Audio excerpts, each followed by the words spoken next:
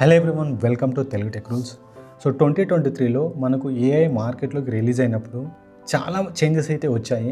So AI ద్వారా మనకు కావాల్సిన వర్క్ను చాలా ఫాస్ట్గా అయితే చేయొచ్చు. చాట్‌జీపీటీ అనేది చాలా డౌట్స్ని అయితే క్లియర్ చేస్తుంది. సేమ్ అప్లికేషన్ 2025లో చైనా ఒక డీప్‌సీక్ అనే ఒక ఏఐ అప్లికేషన్ లాంచ్ చేసింది. సో ఇది ఒక సెన్సేషనల్ అయిపోయింది. ఎందుకంటే డీప్‌సీక్ రిలీజ్ వల్ల అమెరికా స్టాక్ మార్కెట్లో 50 లక్షల కోట్ల నష్టం వచ్చింది.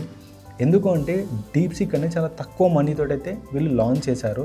సో ఇది కోడింగ్ వర్క్ అయితే చాలా ఫాస్ట్గా చాలా ఎఫెక్టివ్గా అయితే చేయగలుగుతుంది డీప్‌సీక్.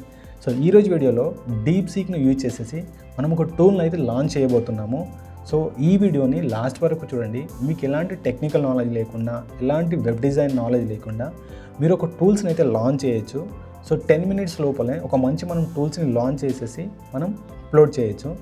సో ఫస్ట్ మనము డీప్‌సీక్ ఓపెన్ చేద్దాం. సో deepseek.com అని క్లిక్ చేస్తే మనకు వెబ్సైట్ అయితే ఓపెన్ అవుతుంది. ఓపెన్ అయిన తర్వాత ఇక్కడ స్టార్ట్ నౌ పైన క్లిక్ చేయండి.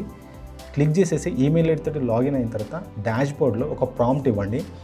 నేను ఒక ప్రాంప్ట్ ఇస్తున్నాను. Please create loan EMI calculator app, HTML, CSS, JavaScript code రాయమని చెప్పి నేను డీప్‌సీక్ నాకైతే ఒక ప్రాంప్ట్ ఇచ్చాను.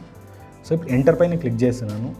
సో చూడండి, ఇప్పుడు ఇది మనకు ఒక లోన్ అంటే EMI equated monthly installments calculator అనేది మనకు 3 ప్రాసెస్లో అయితే క్రియేట్ చేస్తుంది. చూడండి, చాలా క్లియర్గా ప్రాసెస్ అయితే మనకు ఎక్స్ప్లెయిన్ చేస్తుంది. Step 2 create EMI calculator. Step 1 create folder for your project. So మనం ఫస్ట్ ఒక ఫోల్డర్ని అయితే క్రియేట్ చేయాలి. దాంట్లో 3 ఫైల్స్ని సేవ్ చేయాలి. index.html, style.css, script.js. సో ఇవి ఎందుకు యూజ్ అవుతాయి? స్ట్రక్చర్ క్రియేట్ చేయడానికి HTML యూజ్ అవుతుంది. ఆ స్ట్రక్చర్కి స్టైల్ ఇవ్వడానికి CSS యూజ్ అవుతుంది. అది ఫంక్షనాలిటీ వర్క్ అవ్వడానికి మనకు జావాస్క్రిప్ట్ అయితే యూజ్ అవుతుంది. సో స్టెప్ 2లో ఈ కోడ్ అయితే ఉందో ఈ కోడ్ను మనం కాపీ చేయాలి. సో ఈ సెకండ్ స్టెప్లో సో ఇక్కడ ఏం చెప్తున్నాడు, ఒక ఫోల్డర్ని అయితే క్రియేట్ చేయమని చెప్తున్నాడు. సో కోడ్ అయితే క్రియేట్ అయింది. సో ఒకసారి మనం రన్ పైన క్లిక్ చేసి చూద్దాం. సో చూడండి, మనకు లోన్ ఈఎంఐ క్యాలిక్యులేటర్ అని ఇట్లా ఓపెన్ అవుతుంది. ఇది ఫంక్షనాలిటీ వర్క్ అవ్వదు, ఎందుకంటే మనం ఇంకా ఫైల్స్ని అక్కడ సేవ్ చేయలేదు. సో మీకు ప్రొసీజర్ అనేది ఇట్లా క్రియేట్ అయింది. చూడండి, జావాస్క్రిప్ట్ క్రియేట్ అవుతుంది. సో ఫస్ట్ మనం ఏం చేద్దామంటే ఈ HTML కోడ్ను కాపీ చేసుకొని ఒక ఫోల్డర్లో క్రియేట్ చేయాలి. మీరు ఎక్కడైనా సరే ఒక నేమ్ తోటి ఒక ఫోల్డర్ క్రియేట్ చేయండి. ఫోల్డర్ క్రియేట్ చేస్తాను. దాంట్లో ఇప్పుడు నేను ఒక నేమ్ ఇస్తున్నాను.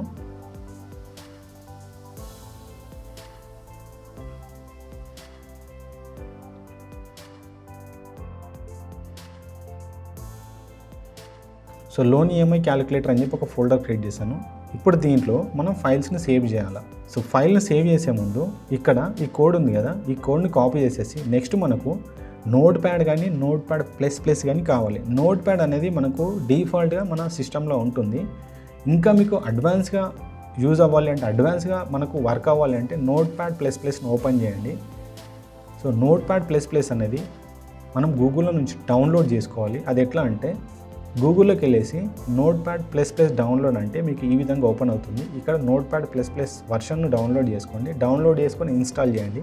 ఒక 10 మినిట్స్లో ఇన్స్టాలేషన్ ప్రాసెస్ కంప్లీట్ అవుతుంది. కంప్లీట్ అయిన తర్వాత సెర్చ్ బాక్స్లోకి వెళ్ళి నోట్ ప్యాడ్ ప్లస్ అని టైప్ చేస్తే మనకు సాఫ్ట్వేర్ ఓపెన్ అవుతుంది. ఓపెన్ అయిన తర్వాత ఇక్కడ మనం 3 ఫైల్స్ని సేవ్ చేయాలా. First HTML, next CSS, third JavaScript. So first నేను HTML కోడ్ను తీసుకుంటున్నాను, ఏదైతే మనకు డీప్‌సీక్ క్రియేట్ చేసిందో.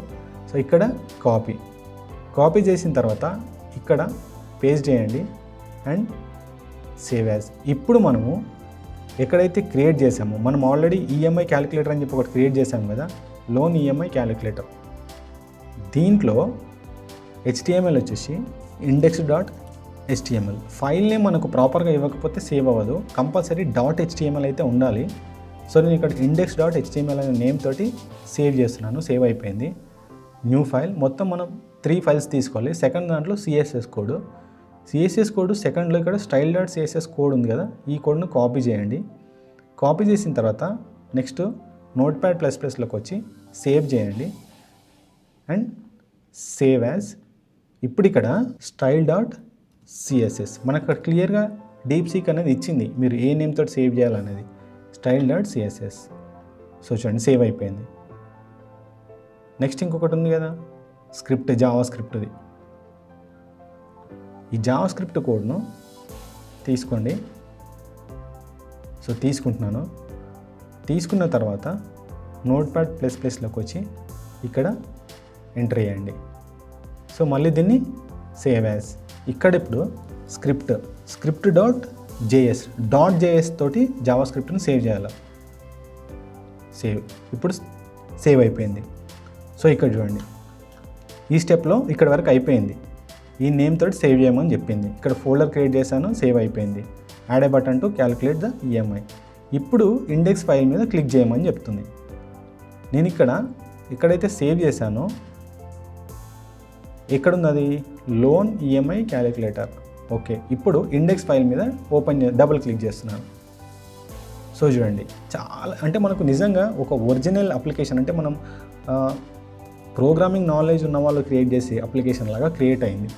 ఇప్పుడు నేను ఇక్కడ లోన్ అమౌంట్ ఎంటర్ చేస్తున్నాను, 2 lakhs అమౌంట్, ఇంట్రెస్ట్ రేటు 2%.